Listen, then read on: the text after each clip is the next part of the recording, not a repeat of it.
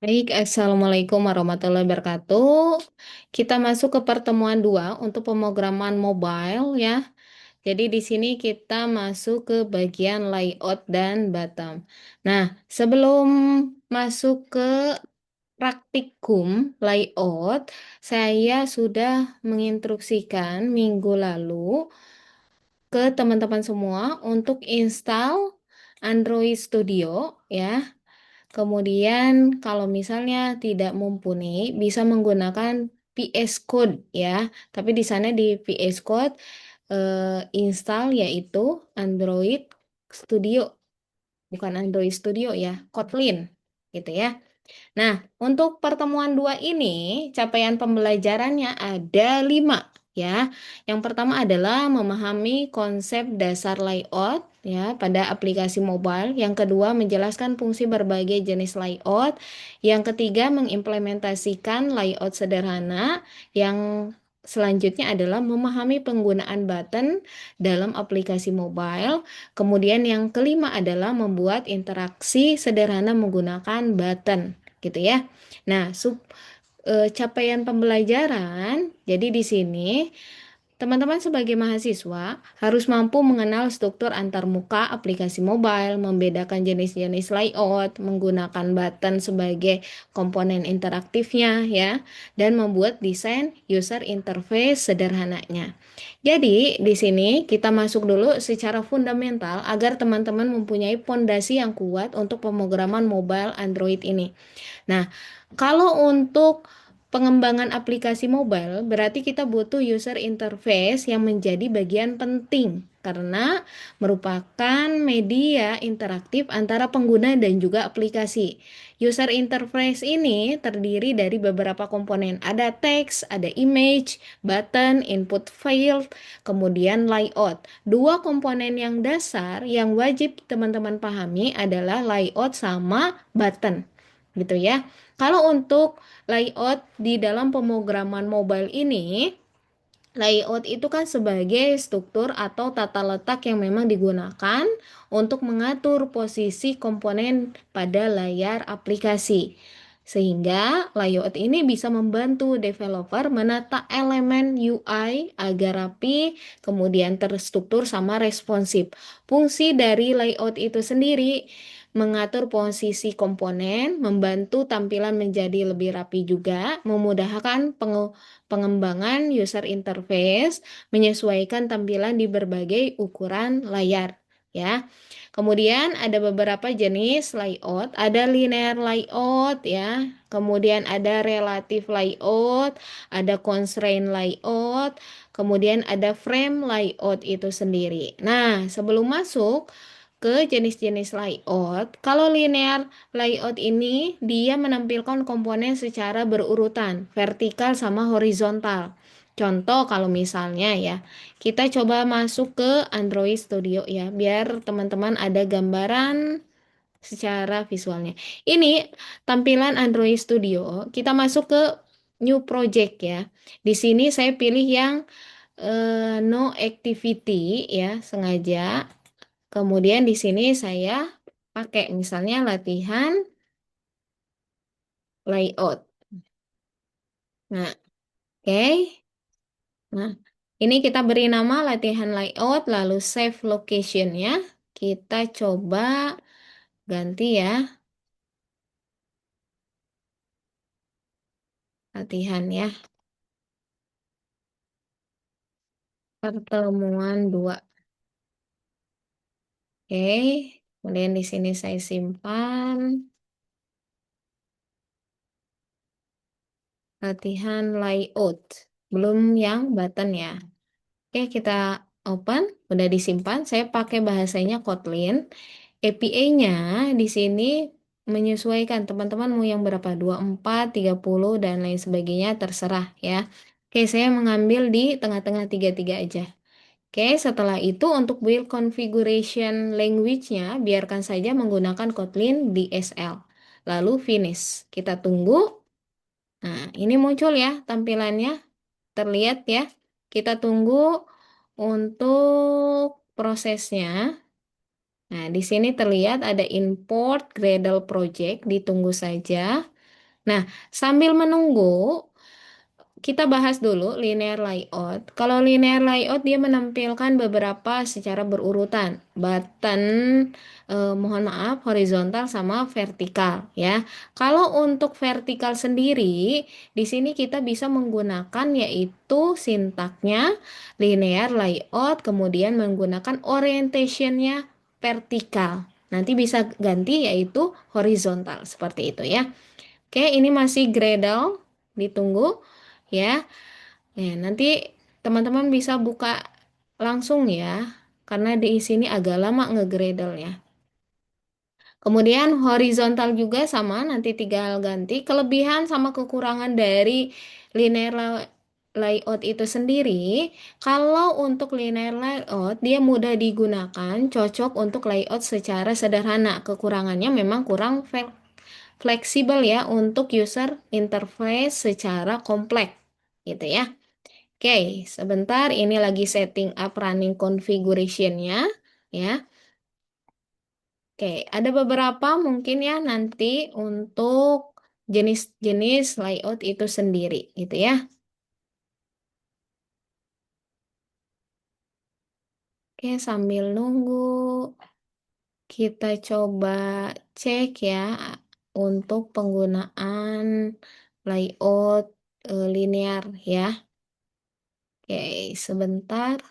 Lumayan cukup lama ya. Nanti teman-teman bisa langsung buka aja. Tadi harusnya saya langsung buka ya.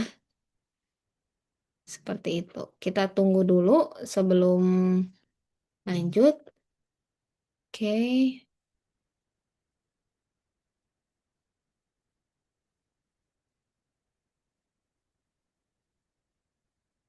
Oke. Di sini berarti nanti orientation di mana orientation ini tata letaknya I didn't gitu get ya. that. Could you try again?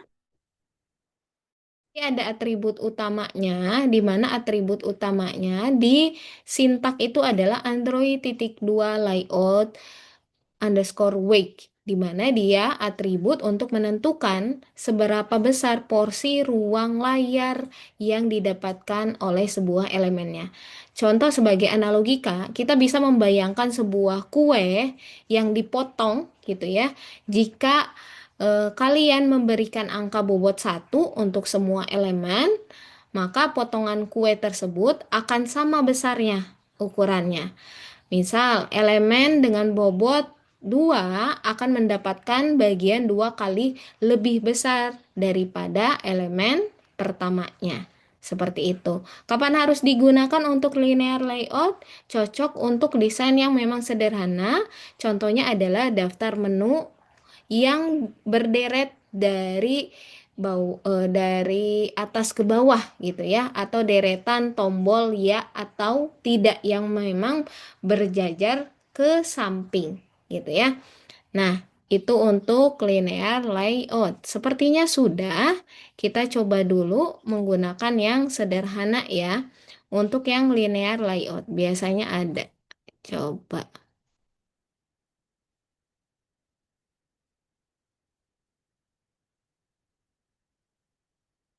Sini biasanya muncul. Oke, coba ya.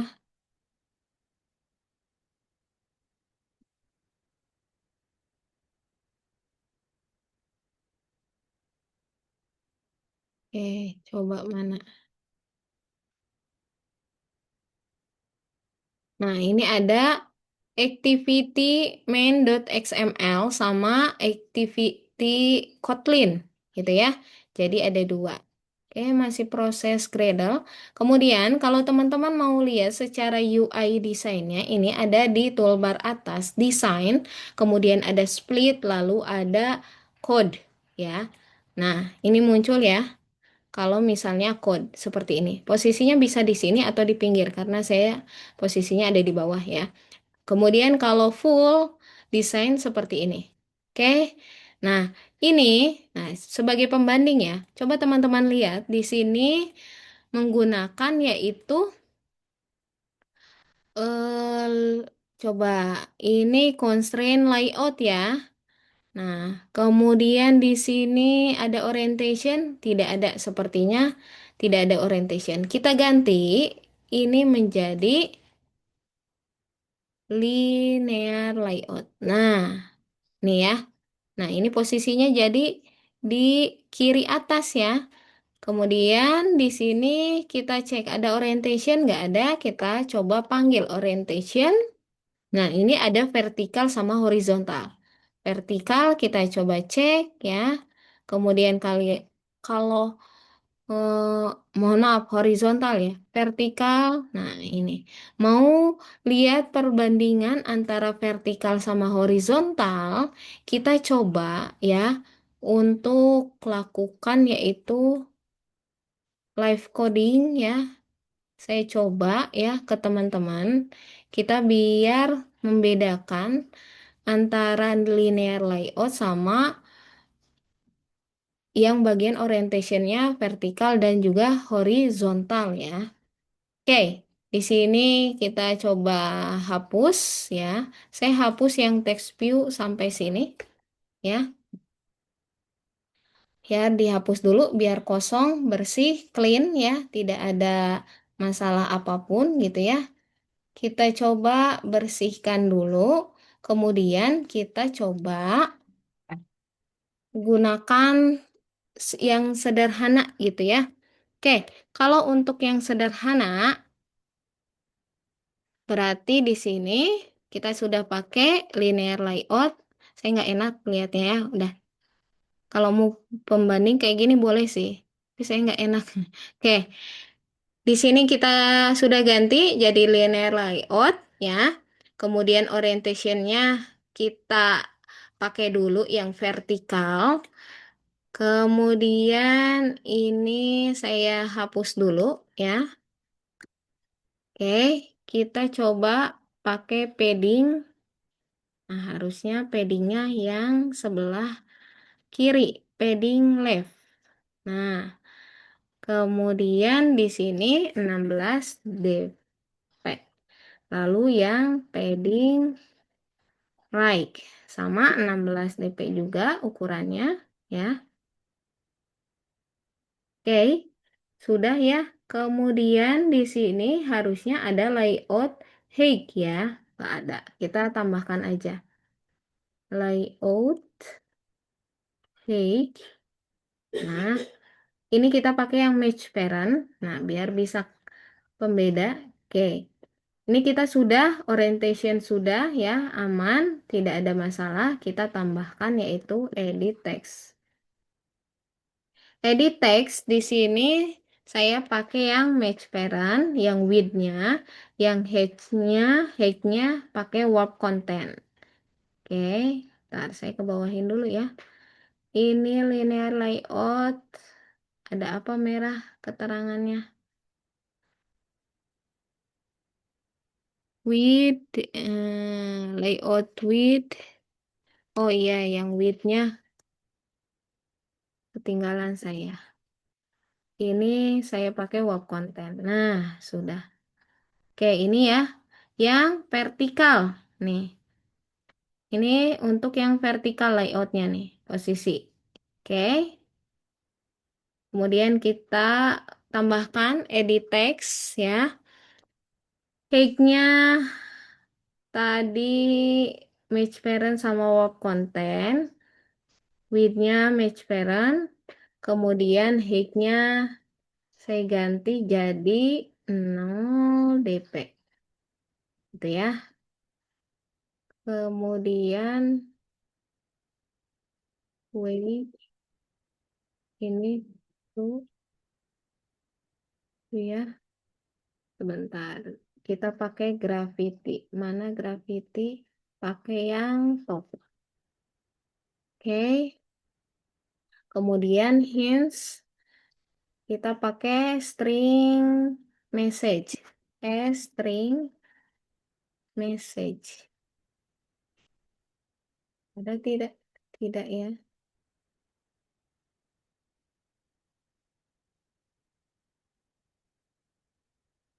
Yang lain ada nggak? Message behavior. Oke, ini kita kosongkan dulu yang hits, ganti yang lain dulu ya sebentar.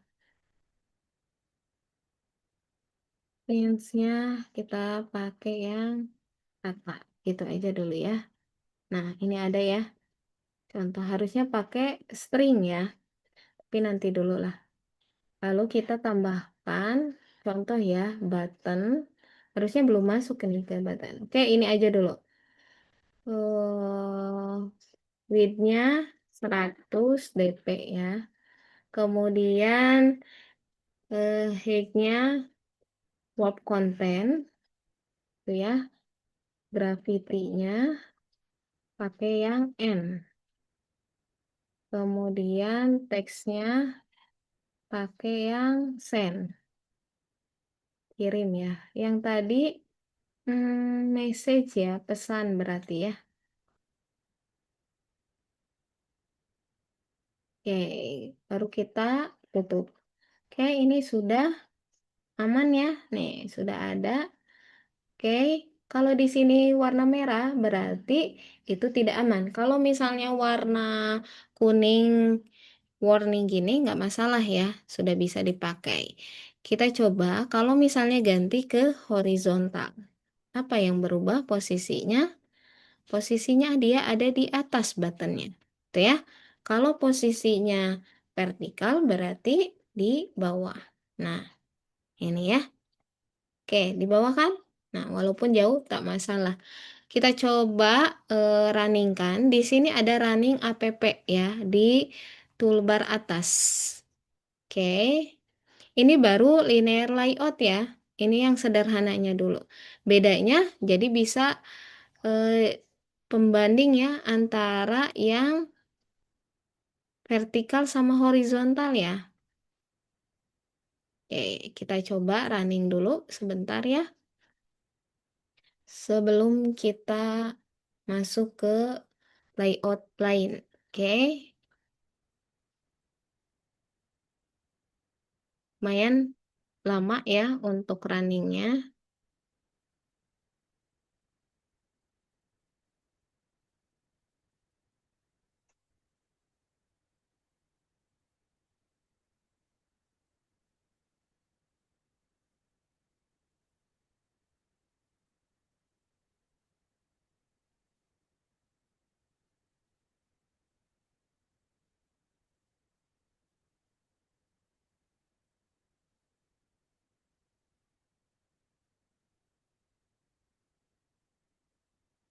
Kita tunggu dulu.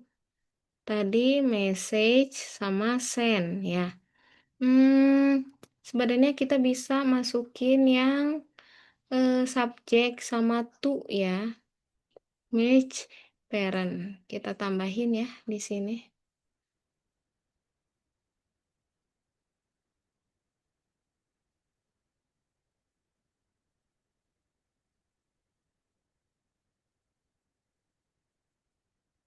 Match word content dulu. Ini match parent. Oke. Setelah itu hintnya adalah to ya.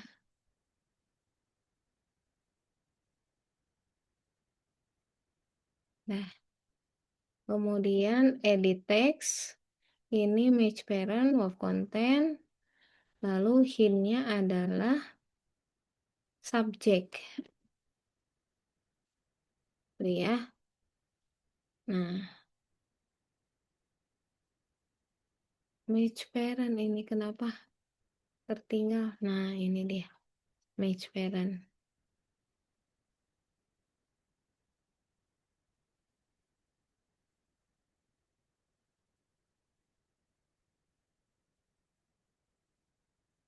Gravity-nya top.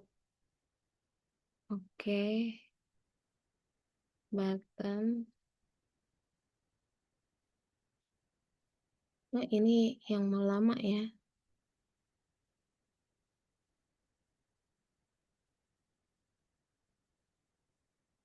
Nah, ini yang baru nih. Nah, ini secara vertikal ya. Nah, oke, kita coba running lagi. Nah, ini hasil desainnya. Jauh sekali ya. Oke, ini yang vertikal ya. Kalau horizontal posisinya berarti ke sana, ke samping. Gitu ya. Oke, kita lanjut ke layout selanjutnya. Ini bagian linear ya. Kita masuk ke layout berikutnya, yaitu bagian yang apa? Kita selanjutnya mau yang mana? Apakah mau yang relatif atau frame layout atau constraint layout? Kita yang ini dulu ya, bagian relatif layout. Kalau untuk relatif layout sendiri, biasanya di sini memungkinkan komponennya ini ditempatkan relatif terhadap komponen lain atau parent, gitu ya. Untuk relative layout biasanya button di bawah text view gitu ya, atau misalnya image di tengah layar gitu ya. Itu yang relative layout.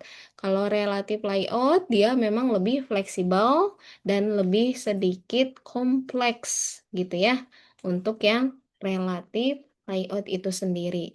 Nah, di sini kalau relative layout jadi jenis letaknya itu di dalam pemrograman Android ini biasanya mengatur posisi komponen atau objek seperti tombol, teks, ataupun gambar berdasarkan posisi terhadap komponen yang lain atau terhadap layar induknya. Gitu ya, nanti kita coba. Cara kerja relative layout ini terhadap komponen lain, kita bisa mengatur tombol berada tepat di bawah atau misalnya di samping tombol lain yang lainnya gitu. Biasanya kan ada tombol back sama tombol misalnya preview sama next kayak gitu ya. Nah, contohnya seperti itu. Untuk yang relative layout. Kita coba pakai yang relatif layout ya. Biasanya untuk relatif layout posisinya tuh tampilan turunan untuk menentukan relatif terhadap tampilan induk ya. Jadi ada true ya untuk penggunaan relatif. Oke, kita coba untuk sintak yang relatif itu sendiri ya. Oke, sebentar kita cek. Saya masukkan dulu ya yang kita buka lagi new project ya. Nah, ini saya ke kalian. Mana kelihatan? Nah, new project, pilih font atau table, pilih empty view activity ya.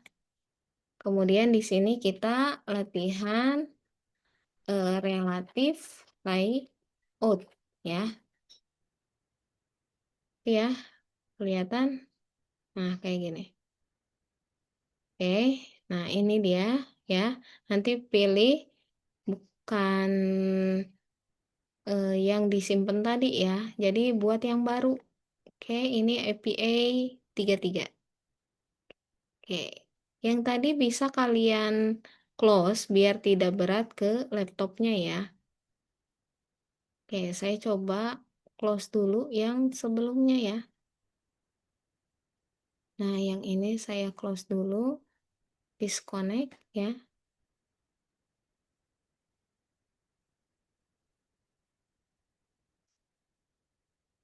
Oke, ini sudah tampilan yang baru, lagi konfigurasi Gradle, biarkan saja.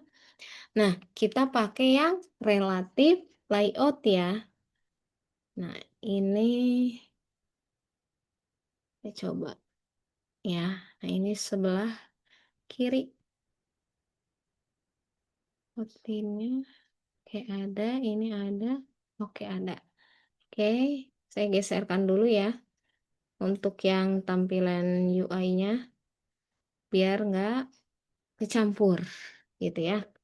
Oke, kita coba untuk yang bagian relatif. Di sini untuk yang relatif tinggal ganti, ini hapus, ganti ke relatif layout. Nah, ini dia.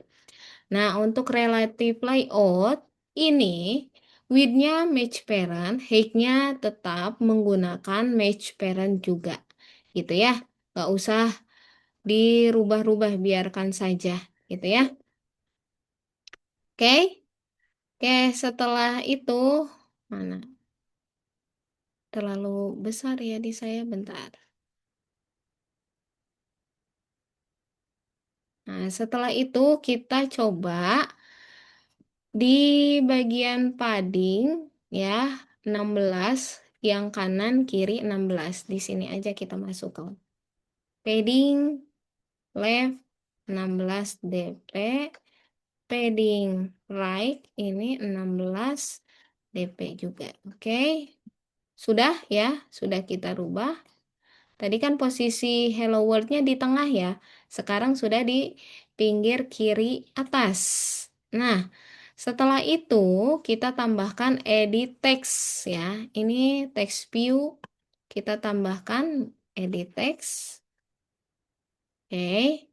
Kemudian di sini width sama height-nya beda. Width-nya match parent. Ininya height-nya work content. Gitu ya. Lalu hint-nya kita pakai reminder. Harusnya pakai string, cuman saya belum buat. Nanti aja dulu ya. Kemudian di sini jangan lupa pakai ID, add plus ID.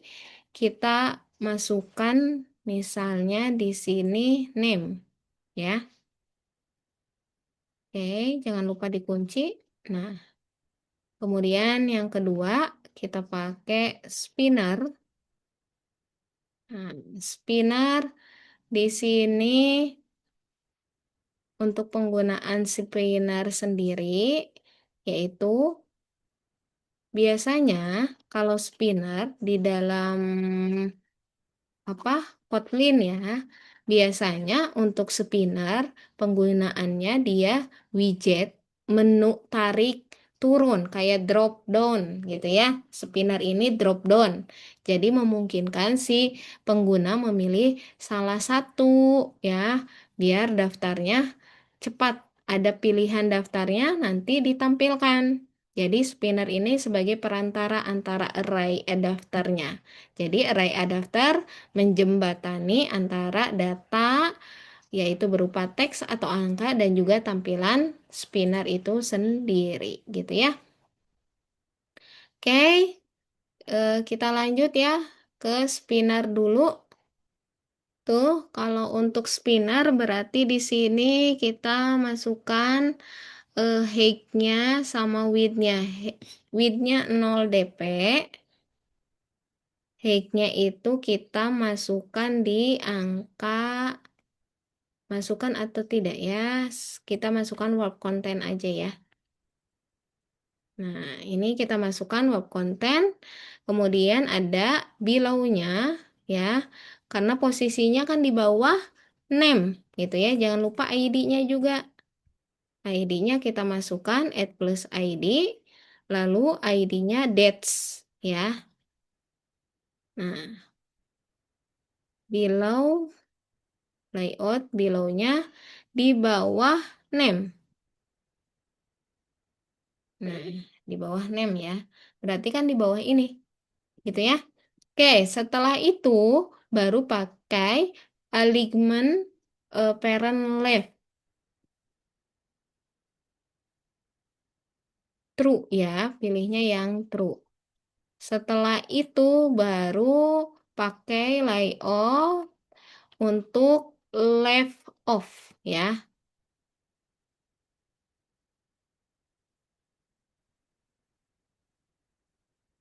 Left off. Nah, ini. Nah, di sini kita pakainya add plus ID times. Baru ya, baru tutup.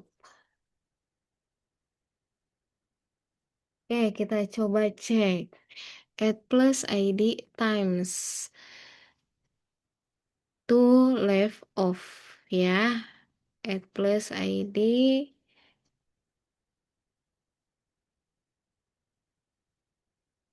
below name, add plus ID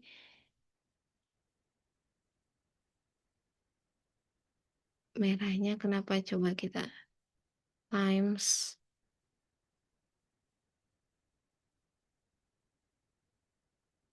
Nantilah kita perbaiki. Kita lanjut dulu ya. Kemudian kita coba pakai yang spinner lagi, di mana spinnernya ini pakai yang times karena oh, kenapa merah? Karena belum dibuat ya.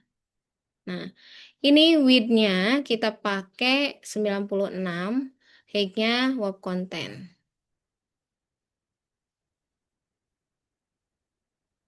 Nah, ini baru kita buat ID-nya add plus ID times. Nah, baru nggak merah. Oke. Oke, kemudian di sini tambahkan layout below. Nah, layout below ini pakai add ID name. Lalu pakai alignment right, left, right. Nah, parent right ya. Ini nilainya true. Oke. Sudah ya, aman, tidak ada masalah. Baru kita tambahkan button ya. Button ini untuk width-nya kita pakai 96 juga. Ininya height-nya work content. Oke, below-nya saya pakai times ya. Add times. Oke. Setelah itu parent right-nya true. Lalu kita masukkan teks string-nya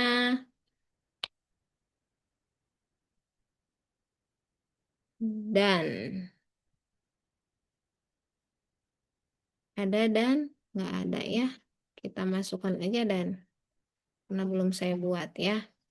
Oke, sudah. Ini udah aman ya, tidak. Coba ini merah apanya?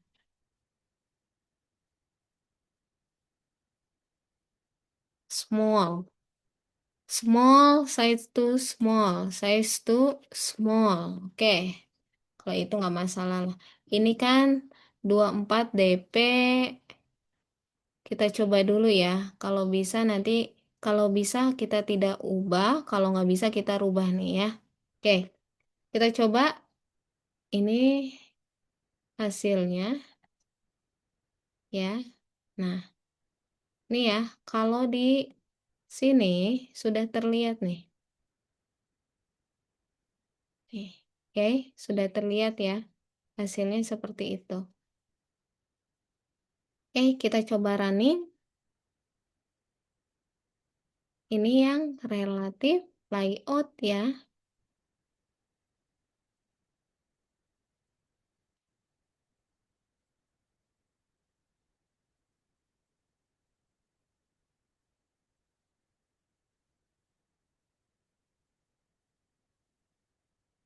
Kita tunggu ya, masih menunggu yang relatif layout.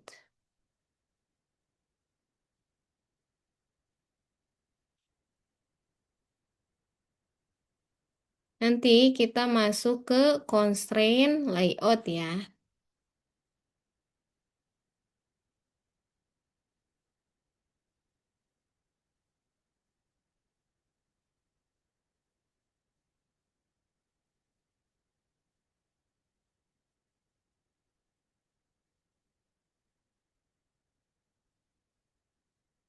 Ya lumayan cukup lama, kita masuk dulu ke constraint layout. Kalau constraint layout ini layout yang memang modern, yang banyak digunakan di Android ya, dan juga lebih responsif.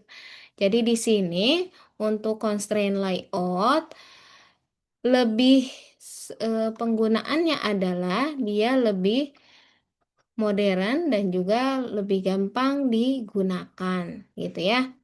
Kalau kita lihat constraint layout ini fleksibel, kita bisa ngatur posisinya untuk posisi elemen user interface-nya secara fleksibel. Karena di sini baik itu berbasis hubungan ataupun batasan, berarti batasan ini constraint-nya antar elemen. Jadi layout ini mencegah pemborosan memori akibat bertumpuknya layoutnya ya, bertumpuk sehingga elemennya ini bisa terjadi tumpukan elemen dan biasanya di sini istilahnya itu adalah dia bisa mengatur batas yang menghubungkan sisi sebuah elemen atas, bawah, kanan, kiri gitu ya ke elemen lain dan ke batasan layar gitu ya. Itu constraint layout. Jadi di sini kan constraint layout tuh ada constraint top to top. Dia biasanya pakai parent. Nah, kalau parent ini berarti layar utama atau batas kontainer dari layout itu sendiri gitu ya. Kalau constraint top to top of biasanya mengikat bagian atas elemen ke bagian atas layarnya, gitu ya. Kalau constraint start to start of dan menggunakan parent ini mengikat sisi kiri elemen ke kiri layarnya. Jadi batasannya gitu ya. Jadi untuk constraint layout catatan pentingnya adalah jangan gunakan match parent untuk ukuran lebar atau untuk ukuran tinggi. Gunakan yaitu nilainya 0 dp, disebutnya match constraint gitu ya. Berarti ukuran elemennya akan menyesuaikan dengan batas constraint yang telah kita buat seperti itu. Oke, itu untuk constraint ya. Nah, sebelum masuk ke constraint, di sini hasil dari relative layout ya. Nah, ini dia. Hasil running dari relative layout. Nah, oke. Ini saya ini kan dulu ya.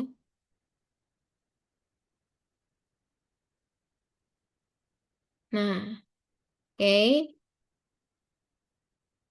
Nah, di sini kita udah buat nih. Karena ini masih kosong, ya, stringnya belum saya kasih drop down-nya, yang spinner ini. Nah, ini untuk relative layout, dia memang lebih fleksibel. Ini juga masih mati ya, si button dan-nya. Itu ya, ini untuk yang bagian yaitu relative layout. Kita matikan ya.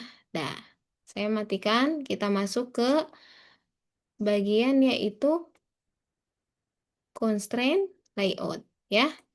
Oke, kita masuk ke constraint layout. Saya buat yang baru, new project, jangan lupa pilih new empty view activity. Nih, ya, pilih yang ini. Nah, sebelumnya pilih new project, empty view activity. Nah, di sini kita layout constraint. Oke, ini sudah disimpan ya di folder biasanya. Nah, layout constraint. Nah, ini sudah kita finish. Kalau berat, kita log exit aja ya yang relative layout. Nah, ini masih Gradle. Kita tunggu ya.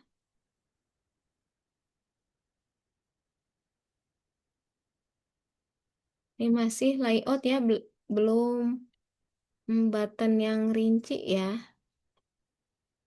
Oke, kita tunggu Gradle-nya. Oke, cukup lama ya. Oke, sudah ya.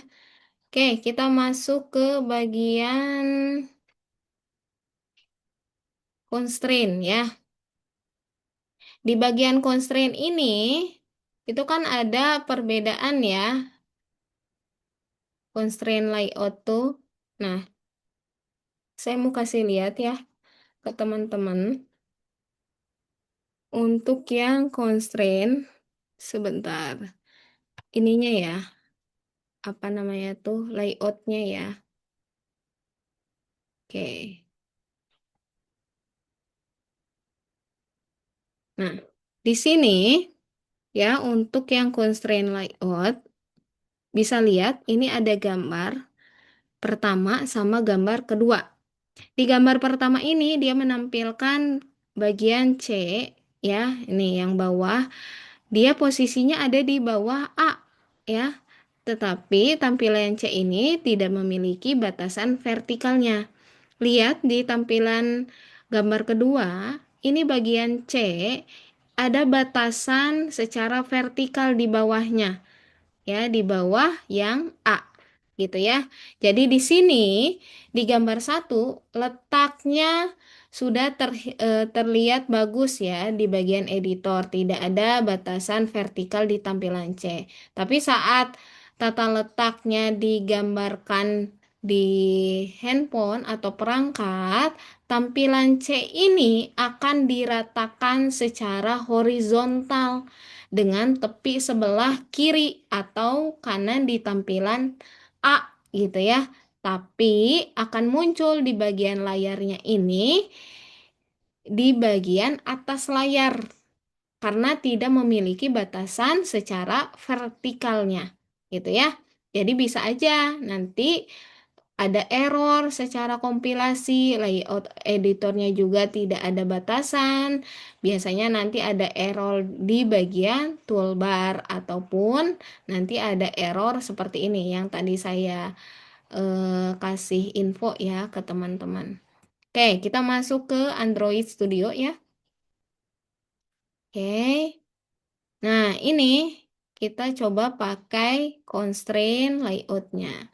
Sebelum ke constraint layout, di sini ada beberapa, yaitu penggunaan constraint layout agak lebih phrase, lebih ini ya, lebih sulit ya untuk constraint layout. Kita coba pastikan deklarasi repositorinya di file setting Gradle. Berarti kita masuk dulu ke bagian setting Gradle. Nah, di sini kan ada Gradle script ya. Nah, di situ Gradle setting, dependensi resolusi manajemen ya. Kita coba cari dulu. Nah, ini bagian bawah ya, setting Gradle. Yang bagian bawah di double klik. Kemudian di sini ada dependensi resolusi manajemen. Mana kita lihat? Ada nggak? Nah, ini dia. Ini kan ada dependensi resolusi manajemen ya. Nah, di sini ada repositori Google ya.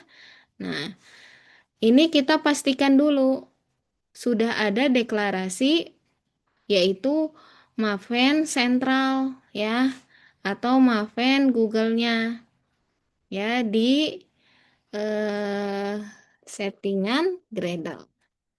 Oke, saya tambahkan misalnya. Atau Maven Central juga nggak masalah ya. Nah, iya. Oke, setelah itu Google. Oke. Setelah itu kita tambahkan library definisi di build Gradle. Mana build Gradle ini ada dua ya. Kita coba cek ini atau ini. Coba cek dulu ya dependensi. Nah ini yang kedua ya. Double klik yang kedua yang modul app. Oke, di dependensi ini ada bagian implementasi. Kemudian ada tidak Android constraint layout 2.2.2 itu ya. Kalau tidak ada kita coba masukkan saja. Nah, ininya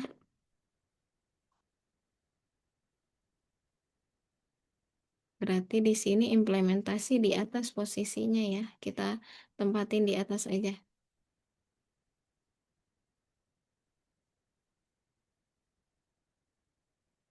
Hmm. Implementation Android X constraint layout.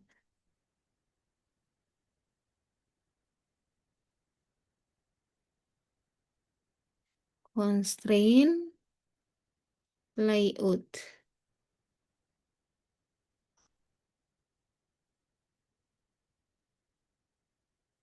Coba ya. Nah, ini ya. Oke. Nah, pakai yang ini. Oke, tambahkan ini ya. Oke, kalau sudah, di sini ada sebelah kanan, sin now, kita sin now. Itu ya. Oke, kita tambahkan library-nya. Setelah itu, klik sin now yang tadi.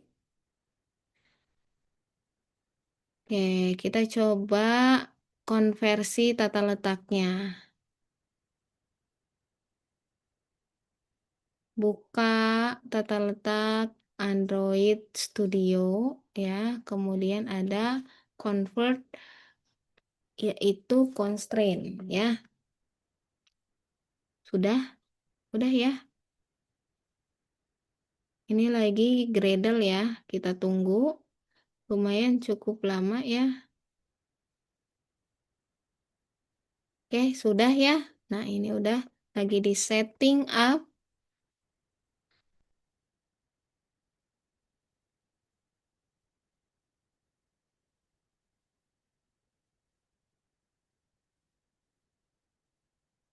Oke, kita close ya yang tadi biar tidak pusing.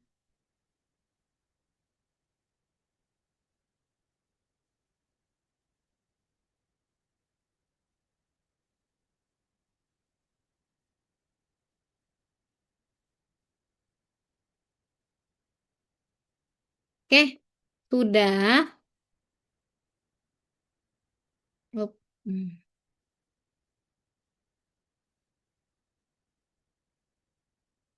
Ada bagian klik tab design. Mana klik tab design? Saya cari dulu.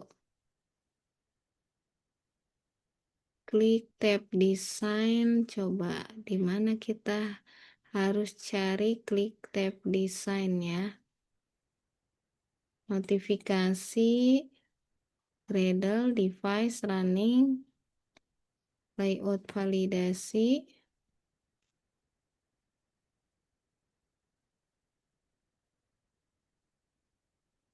Oke, sebentar ya.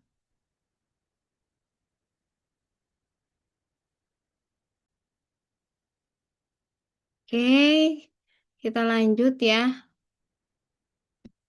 Oke, di sini kita coba eh, layout constraint. Nah, ini dia. Ini udah ada ya constraint layout. Oke, berarti di sini kalau untuk constraint layout, nah, ini kita bisa narik nih ke sini posisinya. Tuh, nambah kan? Nah, posisi di sini kita tarik. Nah, itu ya bisa ditarik fleksibel juga. Jadi ada tuasnya nih. Nih, tinggal kalian drag aja. Gitu ya. Oke, di sini ada bagian yaitu pro ukurannya. Kalau kalian lihat ya, coba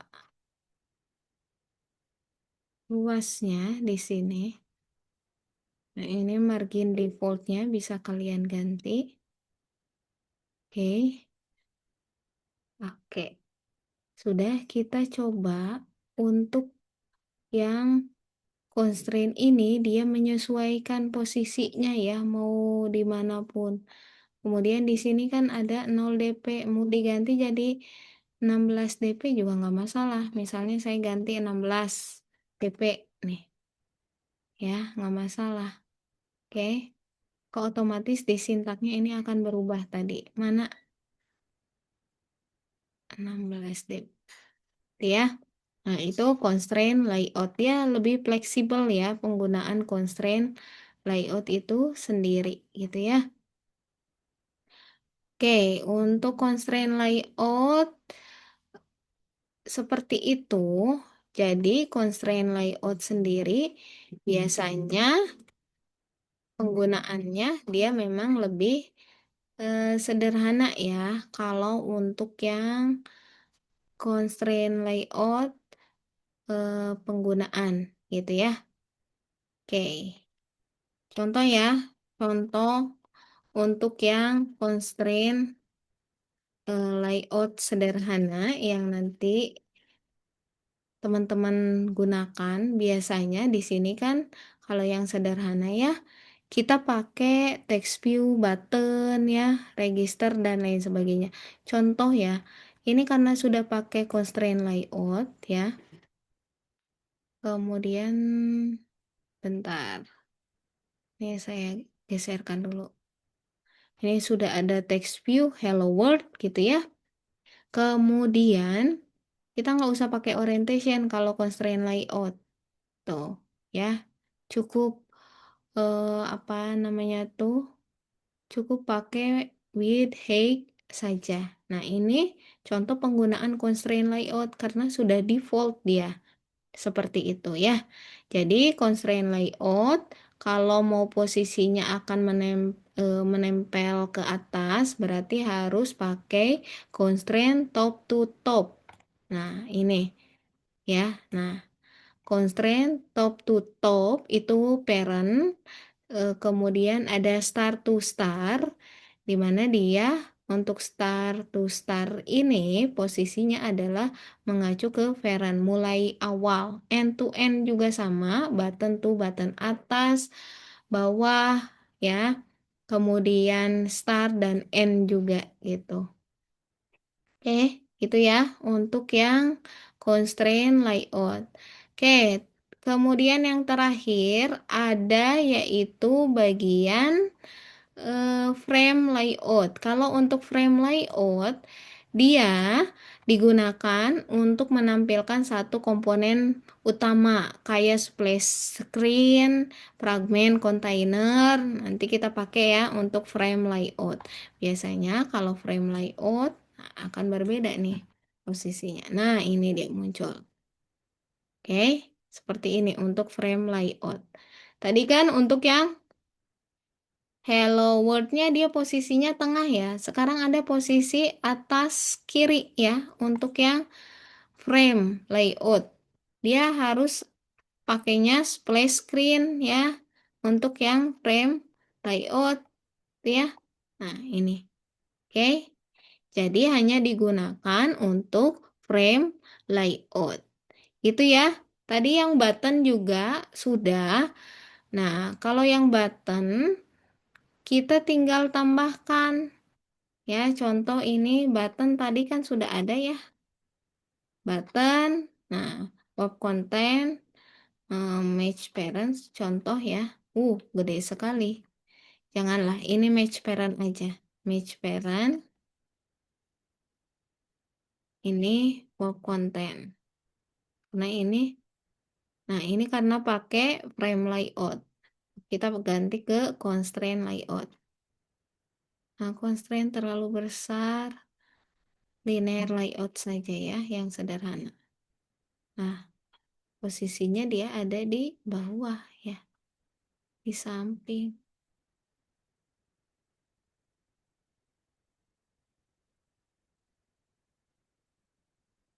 Ini ya, ini button ya. Kalau yang tadi kan buttonnya kecil ya. Mana saya buka dulu yang sebelumnya, file sebelumnya ya. Oke, kita coba yang sebelumnya itu ada di relative layout lah. Ya, this Windows saja. Oke, kita tunggu sebentar.